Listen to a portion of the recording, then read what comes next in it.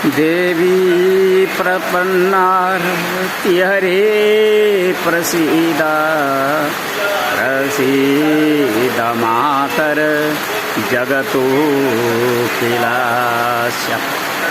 प्रसीद विश्वेश्वरी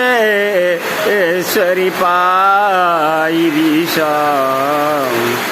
अमेश्वरी देवी चराचरस्य। वैदिक विज्ञान अनुसंधान वर्ष 2078 साल आज पुसको 14 गते आज झ्याम झ्याम पानी परिरहेको छ बाहिर परिवेशमा। माताको अनुशासन शिक्षा र सभ्यताको एउटा उपदेश संस्कारहरूलाई स्वीकार्नु परेकाले ब्रह्म मुहूर्तमा नै जाग्नुपर्ने एक्लो मागन्ते भिखारी जीवन उसलाई कति अनुशासित राख्न आवश्यक परेको होला भने जस्तो कति बेला लाग्ने गर्छ।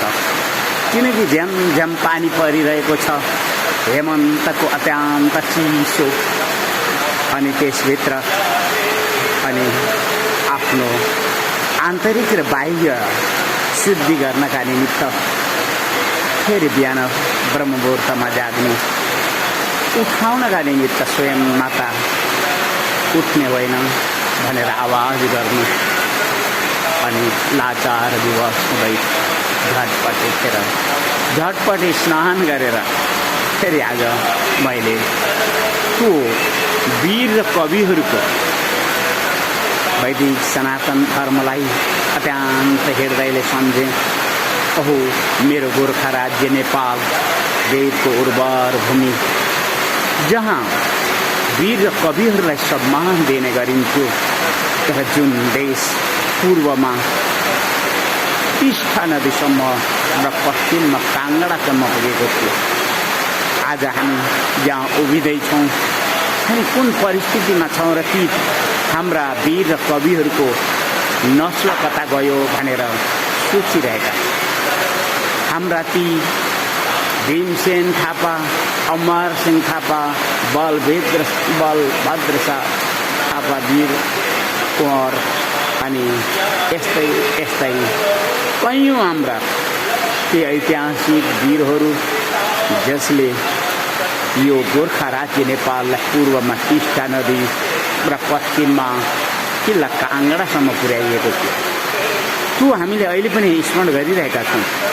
यस कारणले स्मरण गरिरहेका छौँ कि हाम्रो वैदिक सनातन धर्म संस्कृतिलाई आजको बहुदलीय राजनीतिको जुन प्रकारको हामीले सत्ता तानातान खिचाखिच कतर्दी खेल देखेर दिक्क भइसकेका छौँ र हामी राजेश्वरी माता गोरखकाली मातालाई सम्झेका छौँ, पृथ्वी मातालाई सम्झेका छौँ, अनि यो राष्ट्रकी राजदेवीहरू अनि यस राष्ट्रका जुन हाम्रा वीराङ्गनी सतीहरू अनि यस राष्ट्रका ती आत्रीय नस्ल र वंशहरू सबैलाई मैले सम्झिरहेको छु।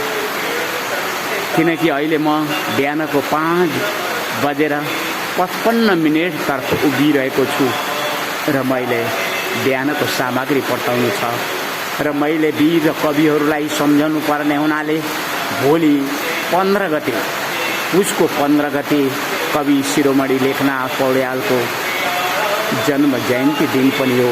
त्यसैले पनि मैले मेरा आत्रीय कविहरूलाई स्मरण गर्नु आवश्यक सम्झेको छु। हामीले कस्तो शासन व्यवस्थाको खोजी गरिरहेका छौँ, यो अलमल परिरहेका छौँ। किनकि यहाँ जातीय विविधता कुनै भत्ता र तलबहरू बाँडेर अथवा अनुदान दिएर आउँदैन। उनीहरूलाई त शिक्षा, अनुशासन र त्यस प्रकारका व्यवस्थाहरू दिनु थियो।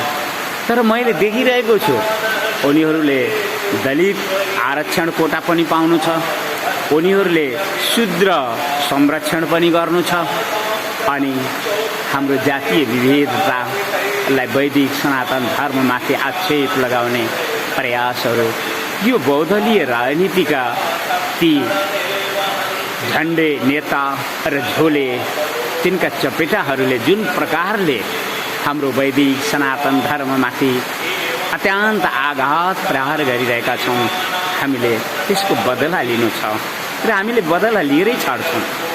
हामीले त्यस्ता जो राष्ट्रलाई अहित गर्ने कोही पनि हुनेछन् ती सबैलाई टकटकाएर मिल्काइदिनेछौँ। यो गोरख काली मातालाई साँची राखेर बोलिरहेका छौँ। राजेश्वरी गोरख काली माताको हामी जयकार गर्नुपर्ने हुन्छ किनकि हामी माताका शिक्षा उपदेश र ती वातावरणहरूमा 2078 साथ उभिएका छौँ किनकि हामीले आशा राखेका थियौँ कि ती ब्राह्मणहरू जसले आफूलाई बडो ठुल्ठुलो आचार्यहरू बनेको घमण्ड गर्ने गर्थे जसले ती त हामीले एउटा खेताला जस्तै देख्छौँ। उनीहरूबाट हामीले यो वैदिक सनातन धर्म संस्कृतिको संरक्षण हुन्छ भन्ने कुनै पनि आशा हामीलाई रहेन। त्यसैले एउटा मागन्ते भिखारी भए पनि मैले आफ्नो जीवनलाई एउटा वैदिक विज्ञानको अनुसन्धान र प्रयोग देख्नका निमित्त होमी दिएँ र अहिले म पुस 14 गते आइरहेको छु। मलाई त्यो दिन स्मरण आउँछ म 2034 तर्फ पुग्छु जति बेला मेरो उमेर 11 वर्षको थियो र त्यति बेला यो देशको हामीले यो पुसको 14लाई राजा वीरेन्द्रको जन्म जयन्ती दिनको रूपमा अनेक प्रकारका खेलहरू र अनेक प्रकारका उत्सव सहित आज ती बुटोल र त्यस आसपासका जनसमाजहरू जुन र्यालीहरू लगाउँथे पञ्चबाजाहरू र रमाइलोसँग घुम्ने गर्थे त्यो बाल्य जीवनलाई पनि मैले आज सम्झिरहेको छु। मलाई थाहा थिएन कि कवि शिरोमणि लेखनाथ पौड्याल उस 15 गतेलाई हामीले जन्मोत्सव कवि शिरोमणि जन्मोत्सवको रूपमा स्वीकारिरहेका छौँ तर मैले बिस्तारै बिस्तारै थाहा पाएँ कि ऐतिहासिक विषयहरूबाट कि कवि शिरोमणि लेखनाथ पौड्यालको जन्म यही पुस महिनामा 15 गते भएको रहेछ र यहाँ एक जनजातिको लोसर पर्व पनि पर्ने गर्छ 15 गते। त्यसैलाई फेरि मैले स्मरण गरेर आजको भिडियोमा एउटा सामग्री रूपमा पठाइरहेको छु किनकि हामी वैदिक सनातन धर्म संस्कृतिको संरक्षणका निमित्त कवि र वीरहरूलाई नै सम्मान गर्नुपर्छ। हामीले ती टाउका गन्नेहरू ती बहुलवादीहरूलाई यो राष्ट्रको हित हुन्छन् भनेर कहिले पनि सपनामा सोच्नु आवश्यक छैन भनेर यिनी आवाजबाट मैले बोल्नै पर्ने हुन्छ। ती तानाशाही थिए ती जहानिया शासनीहरू थिए भने यो राष्ट्रको राष्ट्रिय एकीकरण गर्ने पृथ्वीनारायण शाह साक्षात् नारायणकै स्वरूप थियो अनि हाम्रो राष्ट्रको जुन परम्परा थियो वीर र कविहरूलाई सम्मान दिने यो कुरो पनि त बुझ्नु पर्यो। अनि जसले जातीय विविधताको आवाज उठाउनेहरू छन् उनीहरूले यो कुरो बुझ्नु पर्यो कि जुन शूद्र छन् जुन दलित छन् के तिनीहरूले रक्सी खान छोडे के तिनीहरूले मांस खान छोडे के तिनीहरू मतवाली भएर हल्ला खोर गर्न छोडे यो प्रश्नको उत्तर दिनुपर्ने छ।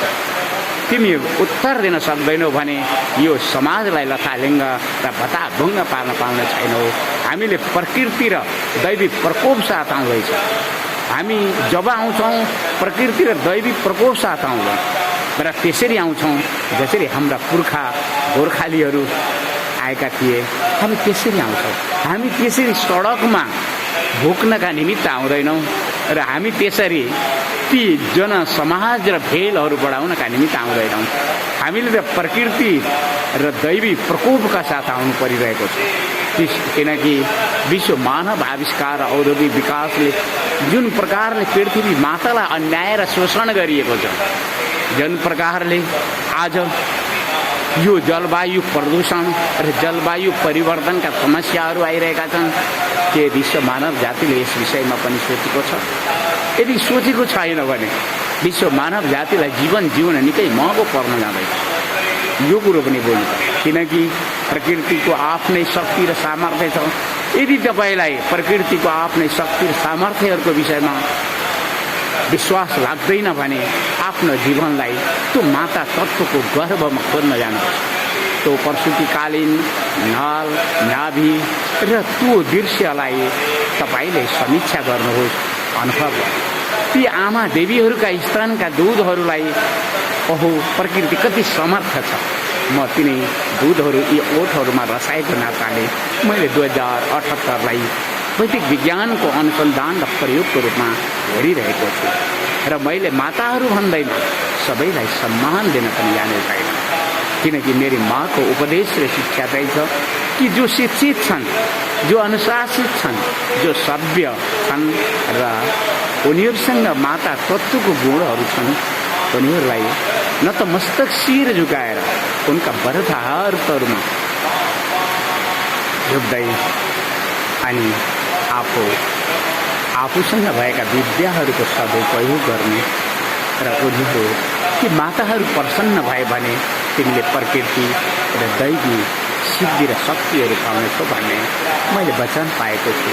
ती बुढी आमै जो बुढी गण्डकी र त्रिशुलीको बेनी सङ्गम, ती पर्वतमा रहने ती देवी पार्वती माता अनि यो महादेव, हामी हिमालयको काखमा छौँ। यो गोर्खा राज्य हिमालयको काखमा हुनाले मैले हिमालयमा रहने ती माता पार्वती जुन हाम्रो पर्वतहरूका शिखरहरूमा जताततै घुमेको देख्ने गर्थ्यो, अनि ती महादेव हामीले राम र कृष्णलाई अनादर गर्न खोजेका होइन।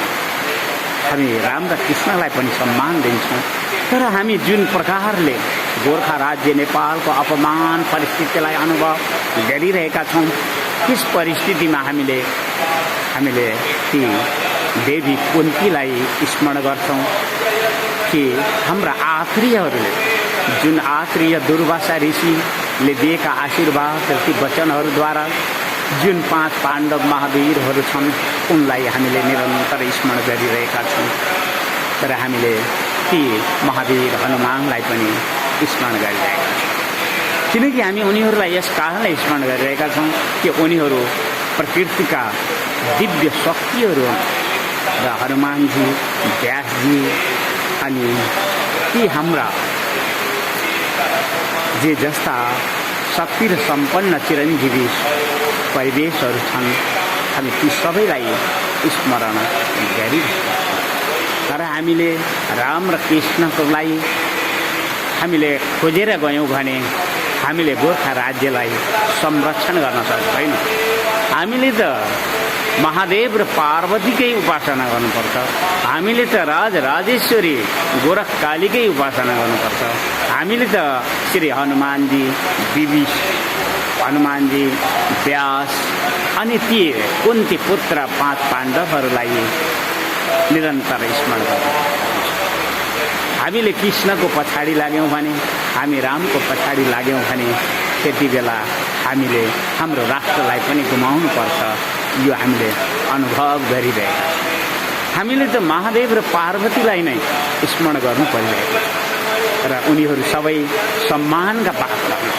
देवी सीतासँग सम्बन्ध राख्ने त्यो रामायण अनि देवी उत्तरा विराट पुत्रीसँग सम्बन्ध राख्ने महाभारत हाम्रा नाम निमित्त अत्यन्त पूजनीय छ र स्मरणीय छ।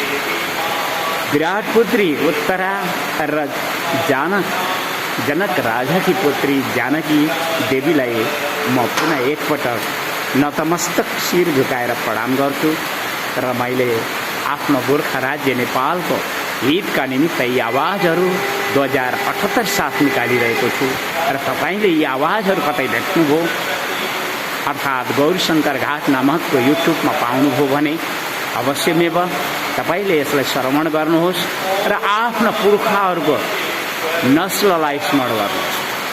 हर वनस्पति हुन्, ती पशुहरू हुन् अथवा जुन कुनै पनि खाद्यान्न धान्य आदि अन्न बालीहरू हुन्, त्यसलाई नस्लको आवश्यकता, बीजको आवश्यकता बीजको विषयमा आवश्यकता पर्छ भने हामीले हाम्रो गोर्खा राज्य नेपाललाई जथाभावी विश्व बजारका ती धार्मिक व्यापारीहरूले किनेका बलमा कोही बहुदलीय राजनीतिका नेताहरू बहकिन्छन् र मेरो प्यारो गोर्खा राज्य नेपाललाई यदि यस प्रकारको लथालिङ्ग र भताभङ्ग पार्ने प्रयासहरू भइरहन्छन् भने मलाई पुरा विश्वास छ आत्मीयहरू दृढ सङ्कल्पी हुन्छन्। उनीहरूले यस राष्ट्रको बहुदलीय राजनीतिका नेताहरूलाई टकटकाएर धुलो मिल्काइदिनेछन्। यो तपाईँका लागि ऐतिहासिक सामग्री हो भनेर पनि बुझिनु होला। मातालाई प्रणाम गर्दै म पुनः बोल्छु, देवी प्रपन्नार त्यरे प्रसिद्ध प्रसिद्ध मातर जगतो किलास्य प्रसिद्ध विश्वेश्वरी पाई विश्व अमेश्वरी देवी चराचर। हस्त जाँदा जाँदै विश्व मानव जातिले यी दुईटा कुराहरूमा सधैँ ख्याल राखोस् कि पृथ्वी माताको जथाभावी खनिज उत्खनन कि कोइला फलाम प्रज्वलनशील पेट्रोलियम पदार्थहरूलाई धुवाँ धुलो कार्बन र ग्यास बनाएर विश्व मानव जातिलाई जीवन जिउन नै महँगो पार्ने वातावरणतर्फ नजाओस् र हाम्रो विश्व मानव जातिलाई सिर्जना गर्ने ती देवी माताहरू जो आदि गुरुहरू हुन् र जो विश्व मानव जातिलाई शान्ति सुख र उनीहरूलाई जीवन शक्ति दिने ती माताहरूलाई हामीले सम्मानको वातावरण गराउँ। किनकि हामीलाई शिक्षाको आवश्यकता छ, हामीलाई अनुशासनको आवश्यकता छ, हामीलाई सभ्य समाजको आवश्यकता छ भन्दै म बिदा हुन्छु। नारायणी नमस्ते, नारायणी नमस्ते, नारायणी नमस्ते।